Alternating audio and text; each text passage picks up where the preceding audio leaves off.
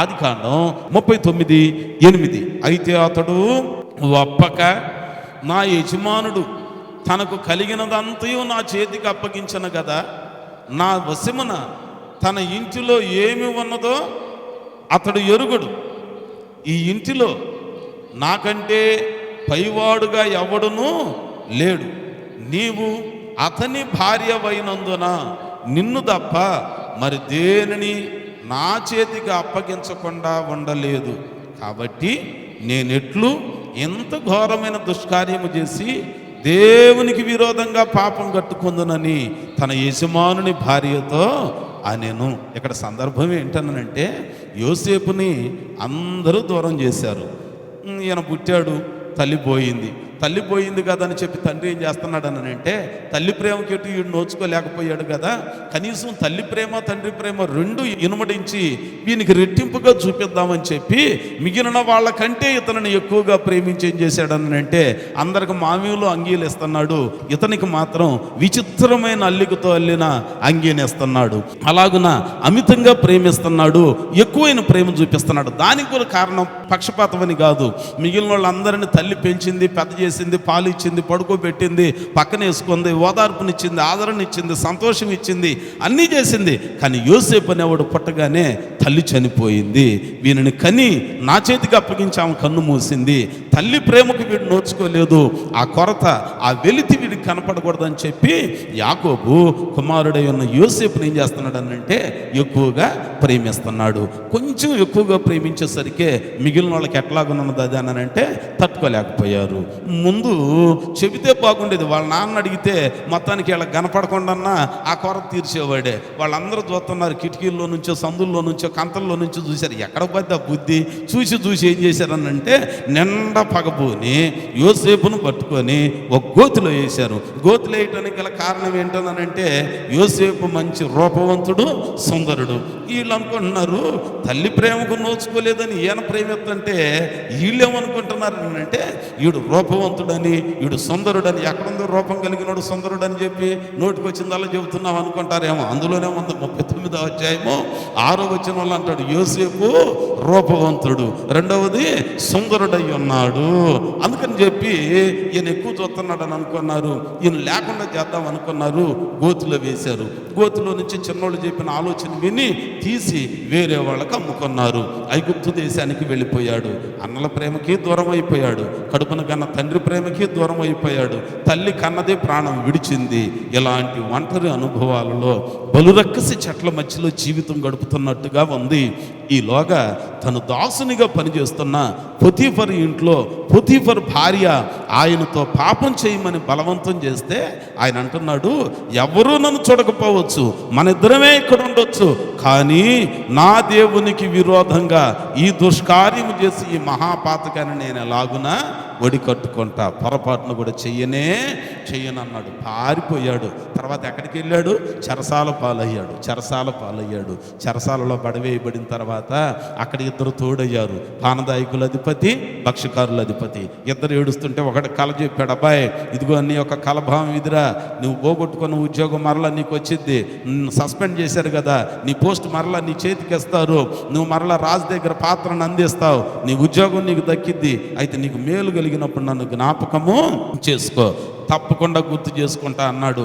అన్నోడే మాయమైపోయాడు, ఈయన మాటే మర్చిపోయాడు. అయితే వాక్యంలో అంటాడు, యెహోవా యోసేపునకు తోడయ్యుండెను. ఆ తర్వాత దేవుని కోసం దేవుని సన్నిధిలో బలురక్కసి చెట్ల మధ్యలో ఆయన ఎన్ని అనుభవాలు, చెరసాల పాలయ్యి, నిందల పాలయ్యి, చులకన చేయబడి, భయంకరంగా అవమానానికి అప్పగించబడిన ఆ బలురక్కసి చెట్ల మధ్యలో ఆయన పవిత్రతను కాపాడుకున్నాడు, పరిశుద్ధతను కాపాడుకున్నాడు, ప్రభు తోడుని ఏ మాత్రం కూడా ఎడబాయకుండా హత్తుకొని ఉన్నాడు. తత్ఫలితంగా దేవుడు ఆయనను చూచి ఆయనకి ఇచ్చిన భాగ్యం ఏంటో తెలుసా? ఇప్పుడు చూడండి 41వ అధ్యాయం 41వ వచనం నుండి చదువుకుందాం. మరియు ఫరో, చూడుము, ఐగుప్తు దేశం అంతటి మీద నిన్ను నియమించి ఉన్నానని యోసేపుతో చెప్పను. మరియు ఫరో తన చేతికి ఉన్న తన ఉంగరమును తీసి యోసేపు చేతికి పెట్టి సన్నపు నార బట్టలు అతనికి తొడిగించి తన మెడకు బంగారు గొలుసు వేసి తన రెండవ రథం మీద అతనిని ఎక్కించెను. ఫరో అన్నాడు, వందనము చేయుడని అతని ముందర జనులు కేకలు వేశారు. అట్లా ఐగుప్తు దేశం అంతటి మీద, ఎక్కడంటండి ఐగుప్తు దేశం అంతటి మీద ఎవరికి పనికిరాలయ్యానా? అన్నలకు పనికిరాల. కానీ ఇప్పుడు ఎవరికి పనికొచ్చాడు? దేశానికే పనికొచ్చాడు. దేవునికి స్తోత్రం. పనికిరాని అన్నలకు కూడా మళ్ళీ చివరికి పట్టాడు. అన్నం పెట్టింది ఎవరు? ఈయనే పెట్టాడు. అందుకనే దేవుని వాక్యంలో అంటాడు, నిశ్చయముగా ముందుగతి రానే నీ ఆశ భంగము కానేరు. నువ్వు గోతిలో పడితేనే ఉలికి పడుతున్నావు, ప్రార్థన వదిలేస్తున్నావు, దేవుణ్ణి వదిలిపెడుతున్నావు, నీ ఇష్టం వచ్చినట్టుగా మాట్లాడేస్తున్నావే. మరి ఎంతకాలం ఓర్చుకొని బలురక్కస చెట్ల మధ్యలో వల్లి పద్మం వలె దాగి ఉంటే అప్పుడు దేశం అంతటి మీద నీకు అధికారాన్ని ఇస్తాడు. దేవునికి స్తోత్రం చూద్దామా? సామెత, ఎంత చెట్టుకి అంత గాలి, అంతేనా? మరి మనమేమో చిన్నటికే ఓర్చుకుంటున్నాం, పెద్ద ఆశీర్వాదాలు రావాలనంటే వచ్చేయి కాదు. చాలా విషయాలు మీకు అందుకని నేను జ్ఞాపకం చేస్తాను. ఎప్పుడైనా సరే మన జీవితంలో ఆ పరిస్థితులను కనుక మనం కాపాడుకుంటే, చాలాసార్లు మనం అప్పుడప్పుడు అనుకుంటా ఉంటాం, మీ అయ్యగారులు చెప్పటమేలయ్యా చేసేది ఎక్కడన్నానంటే, మీకు చూపించాలని నేను అట్లా ఉంటా, మీకు చూపించాలని కొన్ని విషయాలు నేను అలాగునా ఉంటా. మీకు తెలుసు, మీ కన్నుల ముందు జరిగిన అనుభవాలన్నీ తెలుసు, నోరు మెదపిన అనుభవాలు కూడా మీకు తెలుసు. ఎందుకు అనంటే, క్రీస్తు యేసునకు కలిగిన ఈ మనసు మీరును కలిగి ఉండండి. బలురక్కసి చెట్లే కావచ్చు, నీకున్న కష్టాలు, నీకున్న నిందలు, నీకున్న ఇబ్బందులు, నీకున్న అవమానాలు, వీటన్నిటిలో కూడా బలురక్కసి చెట్ల మధ్యలో నీ జీవితం పాడు చేసుకోకుండా, పరిశుద్ధతను దూరం చేసుకోకుండా, సంఘానికి ఎడం కాకుండా, సహవాసానికి దూరం కాకుండా, సేవకునితో విశ్వాసులతో పరిశుద్ధతలో అలాగున కూడి ఉండి నిలిచి ఉంటే దేవుడు మనకు తప్పకుండా మన స్థితిని చూచి రెట్టింపు ఆశీర్వాదాన్ని ఆయన ఇస్తాడు. బలురక్కసి చెట్ల మధ్యలో ఉన్న ఆ లిల్లీ పుష్పం లాంటి ఆమెని మిగిలిన వాళ్ళు చూడలేదు, కానీ దేవుడు చూచాడు, ఓ మంచి సాక్ష్యం ఇచ్చాడు. మోషేని దేవుడు చూచాడు. చివరి 40 ఏళ్ళు, 120 సంవత్సరాలు, 3 ఘట్టాలు. మొదటి ఘట్టమేమో రాజభోగం, రెండవ ఘట్టమేమో తర్పీదు మిద్యాను అరణ్యంలో కట్టెలమ్మిన అనుభవం, 3వ ఘట్టం మరలా రాజభోగానికన్నా దేవుని సేవలో ఘనమైన భోగాన్ని దేవుడు ఇచ్చాడు. యోసేపు జీవితంలో తల్లిని పోగొట్టుకున్నాడు, అన్నల ఈర్ష్యకు గోతిలో పడ్డాడు, చేయని నేరానికి చెరసాల పాలయ్యాడు. అయినా వీటన్నిటి మధ్యలో, ఈ బలురక్కసి చెట్ల మధ్యలో ఆయన తన పరిశుద్ధతను కాపాడుకున్నాడు. దేవుడు చూస్తున్నాడు అనుకున్నాడు, దేవుని కోసం నిలబడ్డాడు. తగిన సమయం వచ్చింది, ఐగుప్తు దేశం అంతటి మీద అతనిని అధికారిగా నియమించారు. దేవునికి స్తోత్రం. కాబట్టి మన జీవితంలో ఎన్ని కష్టాలు వచ్చినా, ఎన్ని బాధలు వచ్చినా, బాధల తర్వాత అదే గొప్ప మేలు దేవుడు మనకిస్తాడనే నమ్మకంతో ఉండాలి. యోబు జీవితం మొదటి అధ్యాయంలో 10 మంది బిడ్డల చేత 7 కుమారులు 3 కుమార్తెలు సకలైశ్వర్యములతో అన్ని విధాల ఒక మంచి ఉన్నత భాగ్యాన్ని పొందుకున్నాడు. మగుటం లేని మహారాజుగా జీవిస్తున్నాడు. కానీ దేవుడు పరీక్షకు అప్పగించాడు, అపవాదికి అవకాశం ఇచ్చాడు, కంచెను తీసివేశాడు. చెలరేగిన అపవాది ఆ పశు సంపద, ఆస్తిపాస్తులు అన్నీ పోయాయి. చివరికి బిడ్డలు 10 మంది చనిపోయారు ఒక్కదినానే. ఆరోగ్యం దెబ్బతినిపోయింది, క్షీణించిపోయాడు, బక్కచిక్కిపోయాడు, బూడిదలో కూర్చున్నాడు, దుమ్ములో కూర్చున్నాడు, తల గొరిగించుకున్నాడు. ఓ వేదనలో కనిపెడుతున్నాడు. బలురక్కసి చెట్ల లాంటి 10 మంది బిడ్డలు పోయిన అనుభవం, యావదాస్తి పోయిన అనుభవం, సౌఖ్యం పోయిన అనుభవం, తిండి లేని అనుభవం, రోగాలతోటి కురూపిగా మారిపోయిన అనుభవం, ఇవన్నీ బలురక్కసి చెట్లే. ఈ బలురక్కసి చెట్లలో దేవుణ్ణి విడిచిపెడతావా? ఎక్కడన్నా దేవుణ్ణి దూషిస్తావా? ఆ కడకు యోబు ఒక భార్య జీవిత భాగస్వామి వచ్చి ఉంటుంది. ఇంకేం భక్తే, ఇక ప్రార్థన లేదేం లేదు. ఆ ప్రార్థనకి మూలమై ఉన్న దేవుని దూషించి బయటికి రా, నేను నిన్ను పోషిస్తాపా. ఎంత మంచి భాగస్వామ్యం. ప్రార్థనకు పోయితే ఏం పెట్టదంట, ప్రార్థనకు పోకుండా ఎక్కడైనా తిరిగితే పెట్టిద్దంట. ఎంత మంచి భాగస్వాములు కదండి. ఆ మగవాళ్ళు కూడా అంటారు, నువ్వు ఎక్కడికైనా బాగుంటుంది, ప్రార్థనకి వెళితే మాత్రం నేను ఊరుకొని అంటారు. అదొక శాదస్తం. మనం ఏం చేద్దాం? వాళ్ళకి అంత మంచి నమ్మకం ఉంది, మనం ఏం చేయగలం వాళ్ళని? కానండి ఇక్కడ ఏమంటుంది, నువ్వు ఆయనను దూషించి కనుక బయటకు వస్తే నేను నిన్ను చూసుకుంటా. అప్పుడు ఆయన ఏమంటారు తెలుసా? మూర్ఖురాలు మాట్లాడినట్లు మాట్లాడవద్దు. యెహోవా ఇచ్చెను, యెహోవా తీసుకొనును, యెహోవా నామమునకే స్తుతి కలుగును గాక. మనం ఏంటో దేవుడు ఇచ్చేదన్నా పరీక్షకు తీసేస్తే మీ తాత ముత్తాతల కాలం అదంతా దేవుడు ఇప్పుడే తీసేసినట్టు దేవుడి మీద స్ట్రైక్ చేస్తున్నావు, ప్రార్థన మీద స్ట్రైక్ చేస్తున్నావు, పాదిరి మీద ఎటు చేస్తున్నావు స్ట్రైక్, చివరికి సహవాసం మీద కూడా స్ట్రైక్ చేస్తే ఏమొచ్చింది నీకు లాభం చెప్పండి? వాక్యం అంటుంది, ఆయన సన్నిధిలో బలురక్కసి చెట్ల లాంటి ఇన్ని కష్టాలు అనుభవాలు ఉన్నప్పుడు మనం ఎట్లా ఉండాలి తెలుసా? నిలిచి ఉండాలి, ఒల్లి పద్మం వలె ఆయన కనపడేదాకా మన జీవితాన్ని కాపాడుకుంటా ఉండాలి. యోబు గ్రంథం 19వ అధ్యాయంలో 25వ వచనంలో చూస్తే, అయితే నా విమోచకుడు సజీవుడనియు తరువాత ఆయన భూమి మీద నిలుచుననియు నేనెరుగుదును. చూశారా, నా చర్మం చీకిపోయినా, నా శరీరం మొత్తం మంటిలో కలిసిపోయినా నిశ్చయముగా ముందుగతి రానే వచ్చును. ఆయన వచ్చినప్పుడు మరలా తన వారి శవములు సజీవములు అగును, కుళ్ళిపోయిన శరీరాలను తిరిగి మహిమతో నింపి లేపుతాడు. ఒక మంచి విశ్వాసం. ఇన్ని కష్టాలు, ఇన్ని బాధలు, ఇన్ని నిందలు, ఇన్ని ఇబ్బందులు, గుండె బద్దలైపోయిన భయంకరమైన బాధలండి. ఆ బాధలనే బలురక్కసి చెట్ల మధ్యలో యోబు విశ్వాసమును కాపాడుకున్నాడు. ప్రార్థనా జీవితాన్ని విడవలేదు. బలురక్కసి చెట్ల మధ్యలో వల్లి పద్మంలాగా అలాగును దేవునికి కనపడ్డాడు.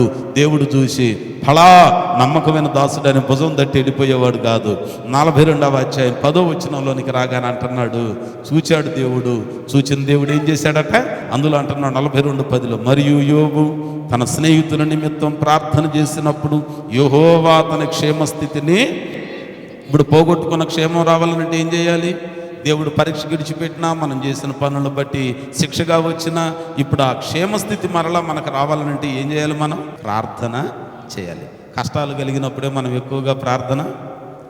యాకోబు భక్తుడు చెప్తాడు, మీలో ఎవరికైనా సంతోషం కలిగినా ఇక పాటలు పాడండి, ఆనందం కలిగినా స్తుతి పాటలు పాడండి, ఎవరికైనా శ్రమ కలిగినా మొలను కూర్చొని ఏడవండి అని చెప్పలా. ఏం చెప్పాడు ఆయన? యాకోబు పత్రిక 5వ అధ్యాయము 13వ వచనం చదువుకుందాం. మీలో ఎవరికైనా శ్రమ సంభవించినా అతడు ఏం చేయాలి? శ్రమలో ఉన్నోళ్ళు ఏం చేయాలి? శ్రమ కలిగితేనేమో మాయమైపోతున్నావా? సౌఖ్యం కలిగితే మా దేవునికి స్తోత్రం, మా పాదిరికి వందనాలు, మా సంఘానికే జయజయలని అంటారు మీరు. కాదో, శ్రమలలో మనం ఏం చేయాలి? అన్నీ బాగున్నప్పుడు చాలామంది వెంట వస్తారు, కానీ శ్రమలలో ఉన్నప్పుడు కొద్దిమందే ఉంటారు. దావీదు జీవితంలో కూడా జ్ఞాపకం చేసుకుంటే యోనాతాను తనని విడిచిపెట్టిన అనుభవాలు లేవు. ప్రాణ సంకటమైన పరిస్థితులలో కూడా తోడుగా ఉన్న అనుభవాలు ఉన్నాయి. మన జీవితంలో శ్రమలు కలిగినప్పుడు దేవుని విడవకూడదు, కానీ ప్రార్థనను ఎక్కువగా చేసేవారిగా ఉండాలి. అందుకని భక్తులైన దావీదు అంటాడు, దేవా నాకు శ్రమ కలుగుక మునుపు నేను త్రోవ విడిచిపోతుని, కానీ శ్రమలలో నేను నీ త్రోవలో స్థిరపడటానికి అనుభవాన్ని నేర్పాయి. కాబట్టి ఇప్పుడు శ్రమలు కలిగినప్పుడు ఏం చేయాలంట? మనం తప్పకుండా ఆ 13వ వచనంలో 2వ భాగంలో అంటాడు, ఎవరికైనా సంతోషం కలిగినా అతడు ఏం పాడాలి? నువ్వు ప్రార్థన చేయటం, మన ఇంట్లో యెహోవా నా కాపరని పాటలు పాడుతున్నావు అనుకో, నేనేమనుకుంటా? కుదిరింది, పాదిరి కుదిరింది, సంఘానికి కుదిరింది, అందరూ కుదిరిందని నువ్వు ఇంట్లో కీర్తనలు పడితే నేనేమనుకుంటా? ఆహా ఎంత సంతోషంగా ఉన్నాయి ఈ గొర్రెలు అని అనుకుంటా. ఇప్పుడు నువ్వు వల్లి పద్మం వలె కనపడతావో, స్త్రీలలాగా ఆ మిగిలిన స్త్రీలు ఎక్కడంటా వల్లి పద్మం కనపడింది? ఆ బలురక్కసి చెట్ల మధ్యలో వల్లి పద్మం వలె ఇదిగో నా ప్రియురాలు స్త్రీలందరిలో కనపడుతుంది. ఇప్పుడు స్త్రీలు అనంటే ఈ బలురక్కసి చెట్లతో పోల్చబడిన వారు. వీళ్ళు శ్రమలు వచ్చినప్పుడు సాటుకెళ్ళి సంతోష గీతాలు పడతాడు శ్రమల్లో ఉన్న వాళ్ళ గురించి, కానీ బలురక్కసి చెట్ల మధ్యలో ఉన్న వాళ్ళ గురించి ఎవరైనా క్షేమం కోరి ప్రార్థన చేస్తే యోబు వలె అలాంటి వారిని ఏం చేస్తాడట? ప్రభు చూస్తాడు. చూచిన ప్రభు ఏం చేస్తాడనంటే, పోగొట్టుకున్న దానికి ఆయన ఏం చేశాడనంటే 2 అంతల ఆశీర్వాదాన్ని ఇచ్చాడు. దానియేలు గ్రంథంలో కూడా అండి 1వ అధ్యాయంలో 8వ వచనంలో జ్ఞాపకం చేసుకుంటే దానియేలుని గురించి వ్రాస్తూ అంటాడు, భోజనం పెట్టే వార్డెన్తో చెప్తున్నాడు, అయ్యా మాదొక చిన్న మనవయ్యా, ఏం చెప్పండి బాబు అనంటే, ఇదిగో మాకు ఈ మాంసాహారము ఈ ద్రాక్షరసం ఏది వద్దు, కానీ కాయగూరలతో కూడిన పప్పు ధాన్యాలతో కూడిన శాకాహారం మాత్రమే మాకు పెట్టాయా అన్నాడట. ఎందుకని అని అంటే తన దేవుని గూర్చి ఒక మంచి నిబంధన చేసుకుంటున్నాడు. ఎవరిని గురించి అంటండి? ఎవరిని గురించి? దేవుని గురించి ఆయన ఒక మంచి నిబంధన, ఒక మంచి తీర్మానించుకుంటున్నాడు. ఇవి తిని మమ్మును మేము అపవిత్రపరుచుకునటం మాకు ఇష్టము లేదు, కానీ మాకు పప్పు ధాన్యాలతో కూడిన ఆ భోజనాన్ని మాకు అందించానంటే ఆయన అంటాడు, బాబాబు రాజు పరిశీలన చేసి చూచినప్పుడు అందరికంటే మీ 4 మొఖాలు చిక్కిపోయి ఉంటే మీకు ఇచ్చే రేషన్ కూడా నేను తిన్నానేమని చెప్పి నా ఉద్యోగం పోయితే పోయిందేమో, కానీ ప్రాణం కూడా తీస్తాడయ్యా, అందుకని నేను అలాంటి పని చెయ్యను. కానీ ఆయన బ్రతిమలాడుతుంటాడు, 10 దినాలు మాకు అలాంటి భోజనం పెట్టి పరీక్షించు, అప్పుడు మా ముఖాలు క్షీణించకుండా ఉంటే మాకు ఉన్నంతకాలం అలాంటి భోజనమే పెట్టు అని అంటాడు. చూడండి ఒకసారి బైబిల్ గ్రంథంలో దానియేలు గ్రంథం 1వ అధ్యాయం 8వ వచనం, రాసు భుజించు భోజనమును పానము చేయి ద్రాక్షరసమును పుచ్చుకొని తన్ను అపవిత్రపరచుకొనకూడదని దానియేలు ఉద్దేశించి తాను అపవిత్రుడు కాకుండానట్లు వాటిని పుచ్చుకొనకుండా సెలవిమ్మని నపుంసకుల అధిపతిని వేడుకొనగా, వెంటనే మొత్తానికి ముందు ఆటంకం చెప్పాడు కానీ తాను ఒప్పుకున్నాడు. 15వ వచనంలో 10 దినములైన పిమ్మట వారి ముఖములు రాసు భోజనం భుజించు బాలురందరి ముఖముల కంటే సౌందర్యముగాను కళగాను కనబడెను. దేవునికి స్తోత్రం. చూసారా, ప్రభు కోసమండి పవిత్రతను కాపాడుకోవటం కోసం కడుపు కాల్చుకున్నాడు. యోగ్యమైన శ్రేష్టమైన భోజనాన్నే పక్కన పెట్టాడు. ఇది పూర్తిగా పైన కింద చదవకుండా మధ్యలో ఆ ఒక్క మాట చదివి అంటారు, ఇదిగో నిజమైన ప్రార్థనా పరులు దానియేలు లాంటి వాళ్ళు మాంసం జోలి పోరు అని అంటారు. ఇక్కడ కారణం ఏంటనంటే అది వేరే అన్యులకు అప్పగించిన బలి అర్పణ కాబట్టి, అలాంటిది దీన్ని అపవిత్రపరచుకోకూడదు కాబట్టి ఆయన అంటున్నాడు. మనకు ఆయన అంటున్నారు, అయ్యగారులే పూర్తిగా తెలియకుండా మాట్లాడితే ఎట్నే అంటది, ఏంటి మీరు మాంసం తింటారా అన్నాడు. నువ్వు తినవా అన్నా అని అంటే, నేను తినండి, నేను దానియేలు భక్తుడిని అన్నాడు. ఓ అమ్మో, నేను యేసయ్యకే భక్తునిలేయ్యా, దానియేలు భక్తుడిని, పేతురు భక్తుడిని కాదు, నువ్వు భజన చేసుకోపో అన్నా. ఏమంటే ఏం మాటలు ఈ మాటలు? వాక్యంలో అక్కడ ఎందుకు వద్దన్నాడు అని అంటే, వాళ్ళు ఉన్నది బబులోను సామ్రాజ్యంలో. బబులోను సామ్రాజ్యంలో వాళ్ళు నచ్చిన అన్య సంబంధమైన వాటికి బలి ఇస్తారు, వాటిని తింటే అపవిత్రులు అవుతారు. ఒక నిబంధన ఉన్నది, అందుకని దానిని నిషేధించాడు. తినకూడదు అని కాదు, అక్కడ వాటిని అర్పించిన విధానం వేరేగా ఉన్నది, అందుకని మాకు అది వద్దు అని అంటున్నాడు. పైన కింద చదవకుండా కళ్ళు దాని మీద పడగానే దాన్ని పట్టుకొని ఊగిలాడితే ఎట్టాగనే ఉండదు. ఒకసారి అంటే లాటరీ టైపు బైబిల్ చదివేవాళ్ళు మనలో ఎవరు ఉండరు అనుకోండి, నేను అప్పుడప్పుడు గుర్తు చేస్తా. లేవగానే వాళ్ళు చాలా బిజీ ఆర్టిస్టులు అండి, ఆడవాళ్ళు బిజీయే, మగవాళ్ళు బిజీయే. లేవగానే ఏం చేస్తారనంటే కళ్ళు తెరవరు. కొంతమంది కళ్ళు తెరిచి అరిచేతులు నలుపుకొని చూస్తారు. ఇంకొంతమంది ఏం చేస్తారనంటే బంగారు పొంగరము, మెల్ల ఉన్న మంగళసూత్రము, బంగారం సూత్రం చూడాలని కాదు అక్కడ ఆత్రం, ఆ బంగారం చూడాలని, ఆ బతుకు అంత బంగారం కావాలి కదండి. ఇలాంటివన్నీ చేస్తూ ఉంటారు. చేసి చేసి చేసి చివరికి ఎక్కడికి వెళ్ళిపోతారనంటే వేరే స్థాయి దాకా వెళ్ళిపోద్ది. ఒకళ్ళంట ఎట్టాగనే లేవగానే వాళ్ళకున్న అలవాటు, ఒకళ్ళేమో బంగారం చూస్తారు, ఒకళ్ళేమో ఉంగరం చూస్తారు, ఒకళ్ళేమో వాళ్ళ ఆవిడ ముఖం చూస్తారు, ఒకళ్ళేమో వాళ్ళ ఆయన ముఖం చూస్తారు. కొద్ది కాలం పోయినాక సంటిగాడితో బుడ్డిగాడితో ఎవడితో ఒకటి చూస్తారు. ఈడుకున్న ఒక అలవాటు ఏంటనంటే లేవగానే కళ్ళు తెరవడు, ఉరిమి అమాంతంగా బిల్డింగ్ పైన పడిన శబ్దం వచ్చిన కన్ను తెరవడండి. ఆయన కొన్న అంత ప్రగాఢమైన నమ్మకం. కళ్ళు తెరవకుండా అట్లాగూ లేచి కూర్చొని గుడ్డోడు తవిళ్ళాడి ఆ తిండి కింద ఉన్న బైబిల్ తీసుకొని జిప్పు తీసి అట్ట చూస్తాడు. చూడగానే ఆయన కన్నులు ఈ వాక్యం మీద పడితే ఆ రోజుకు దేవుడు అతనికి ఇచ్చిన మంచి వాక్యం. ఎట్లాగనే చదువుతున్నాడు, మంచి మంచి వాక్యాలు అతని. ఒకరోజు హఠాత్తుగా, ఎప్పుడు విజయవాడలో డ్యూటీ చేసుకునేవాడు, గుడివాడ నుంచి బెజవాడ నుంచి గుంటూరు డిప్యుటేషన్ పీరియడ్ వేశారు. మోటార్ సైకిల్ మీద పోవాలి, వేరే గత్యంతరం లేదు. చూడగానే వచ్చిందంట, యోధా నీవు పోయి ఉరి పెట్టుకోవటం మేలు అని వచ్చిందంట. అమ్మ బాబోయ్, మొత్తానికి ఉరిని గురించి వచ్చింది. ఈరోజు యాక్సిడెంట్ అయిద్దేమో, నేనేమైపోతాను, నా పెళ్ళం పిల్లలు ఏమైపోతాను, నా బతికేమైందని చెప్పి మంచం మీద నుంచి చుట్టుకొని లేచి కిందకి దిగి పెద్ద మోకాళ్ళు వేసి 1/2 గంట ప్రార్థన చేసి అన్నాడు, ప్రభు మంచి వాక్యమి అని చెప్పి మళ్ళీ కళ్ళు మూసి అట్లాగునే బైబిల్ తెరిచి చూశాడంట. చూడగానే రెండోసారి ఎక్కడ పడిందో తెలుసా ఆయన కనుచూపు, నీవు పోయి త్వరగా పని చేయుట మేలు. ఏ పని? గురి పెట్టుకోవటం. ఈ దెబ్బకు భయం వేసి ఆ రోజు డ్యూటీకి సెలవు సీటీ ఒకటి పంపించి ఇంట్లో కూర్చున్నాడంట. ఏం పల్లి? లాటరీ టైపు బైబిల్ చదవకూడదు, లాటరీ టైపు చదవకూడదు. ఒక వరుస పెట్టి చదవమన్నానని చెప్పి బైబిల్ గురించి తెలియనోడు, పాత నిబంధన కొత్త నిబంధన తెలియనోడు ఒకడు వచ్చాడు గుడికి కొత్తగా. వచ్చినోడు ఏం చేశాడనంటే ఆదికాండం చదవటం మొదలుపెట్టాడు. ఆదికాండం చదవటం మొదట అధ్యాయం 10 వచనాలు 15 వచనాలు చదివాడంట. నాకేం అర్థం కాలేదండి, గజిబిజిగా ఉందని చెప్పి నా మనసును కూడా గజిబిజ్జేస్తున్నాడు. ఓరే అయ్యా, నీకు అది ఎందుకు వచ్చిన గోలా? కొత్త నిబంధన చదవరా అన్న. కొత్త నిబంధన చదవమనంటే మత్తయి సువార్త వంశవాళ్ళు చదువుతున్నాడు అంట. ఆయనకి ఏమైంది, ఆయనకి ఏమవుతాడు, యేసు ప్రభు వీళ్ళందరికీ ఏమవుతాడు అన్నాడు. ఓరు బాబు, నీకు ఎట్ట కాదులే కానీ నా మాటిని శుభ్రంగా సామెతలు చదువురా అన్న. అనగానే చదువుతా అన్నాడు. ఇప్పుడు అర్థమైంది అని అంటున్నాడు. దేవునికి స్తోత్రం. ఏమంటే ఇది చదివేది కూడా కాస్త మనసు పెట్టి చదివితే దేవుడు మేలు చేస్తాడు. దానియేలు జీవితంలో దేవుడు అలాగున ఆయనను ఆశీర్వదించడానికి గల కారణం ఏంటనంటే దేవుని కోసం ఆ ఆహారాన్ని, ద్రాక్షరసాన్ని అలాగున పణంగా త్యాగం చేశాడు. దేవుని కోసం నిలిచి ఉన్నాడు. అక్కడ అందరూ ఆహారం తింటున్నాడు, ద్రాక్షరసం తాగుతున్నారు. బలురక్కసి చెట్ల మధ్యలో ఇదిగో వీళ్ళు నలుగురు దేవుని కోసం ఎట్లా కనపడుతున్నారని అంటే, దేవుడు చూచినప్పుడు వారు వల్లి పద్మముల వలె కనపడ్డారు. కనపడగానే దేవుడు వాళ్ళకి ఇచ్చిన గొప్ప భాగ్యం ఏంటో తెలుసా? చూడండి ఒకసారి బైబిల్ గ్రంథంలో దానియేలు గ్రంథము 6వ అధ్యాయము 22వ మాట చదువుకుందాం. నిర్దోషినిగా కనపడితేన కనుక దూతనంపించి సింహములు నాకు ఏ హాని చేయకుండా వాటి నోళ్లను మోయించను. చూసారా, దేవుడు ఏం చేశాడట? కీడు నుంచి, మరణం నుంచి తప్పించాడు. అంతటితో ఊరుకున్నాడా?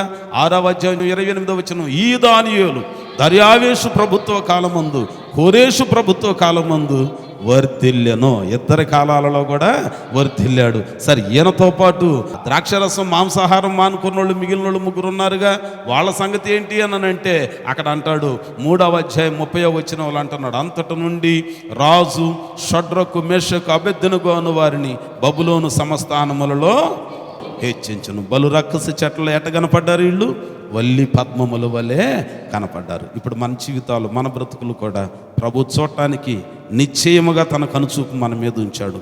ఆయన చూచినప్పుడు బలు రక్కసి చెట్ల లాంటి ఈ కష్టాలు, ఈ నిందలు, ఈ నిట్టూర్పులు, వస్త్రహీనత, పూట గడవని కరువు, ఇదివరకు బాగా డబ్బుండి ఇప్పుడు డబ్బులు లేవనుకోండి, దేవునికి దూరం కాకూడదు, సంఘానికి దూరం కాకూడదు, సహవాసానికి దూరం కాకూడదు. నువ్వు డబ్బునే నమ్ముకుంటే డబ్బు కోసం కుమిలిపోయి అయ్యో నాకు ఆదాయం పోయింది, నాకు రాబడి పోయిందని చెప్పి బలు రక్కసి చెట్ల మధ్యలో నువ్వు కుమిలిపోతావు, కృంగిపోతావు. కానీ దేవుడు నిన్ను చూస్తాడు. ఇవన్నీ పోయినా నా దేవుడు నాకున్నాడు. నిజంగా నీ మనసు వాటి మీద ఉంటే నువ్వు కుమిలిపోతావు. దేవుని మీద ఉంటే ఎన్ని ఉన్నా, ఎన్ని పోయినా, ఏది ఉన్నా, ఏది ఊడినా దేవుడు నాకు తోడై ఉన్నాడని ఒక నిశ్చయిత ఉంటుంది.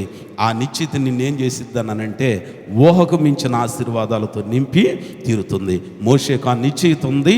చివరికి రాజభోగం కన్నా ఘనమైన ఖ్యాతి దేవుని సేవ చేసే భాగ్యం ఇచ్చాడు. యోసేపుకు ఆ నిశ్చయిత ఉన్నది. ఆ దేశంలో రాజు నామమాత్రం అన్నాడు, పతనం అంతా యోసేపుకి ఇచ్చాడు. యోబుకు ఆ నమ్మకం ఉన్నది, అందుకే 2 ఆశీర్వాదాన్ని దేవుడు ఇచ్చాడు.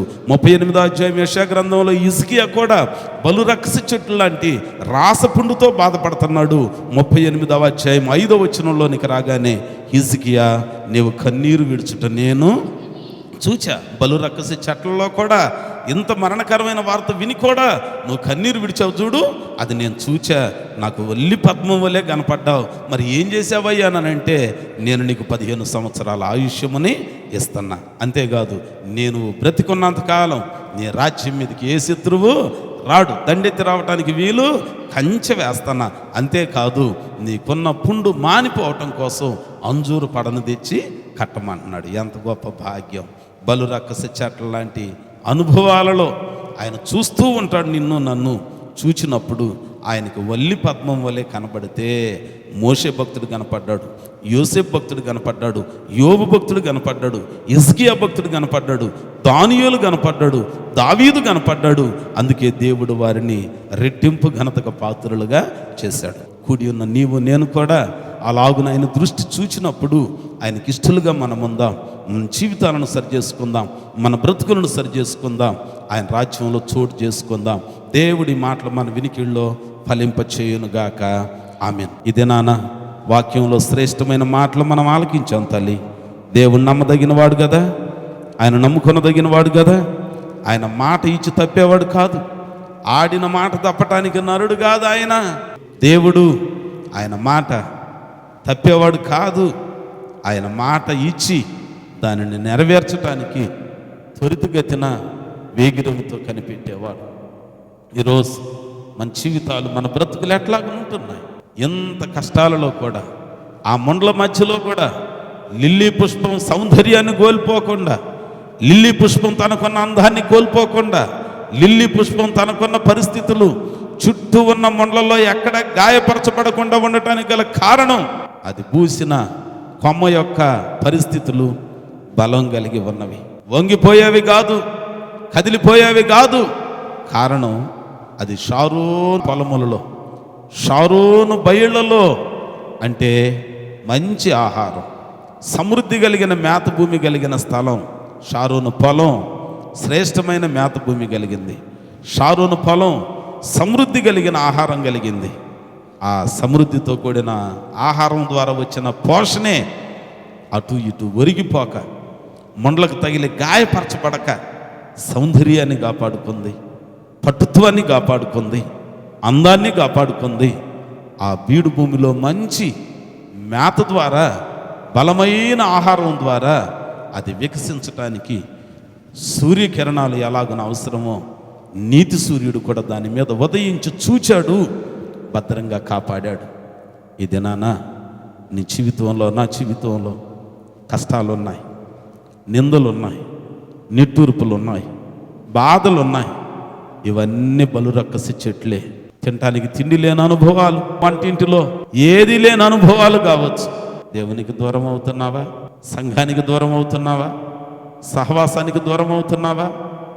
క్రీస్తు ప్రేమ నుండి మనలను ఎడబాపున్నది ఎవరు?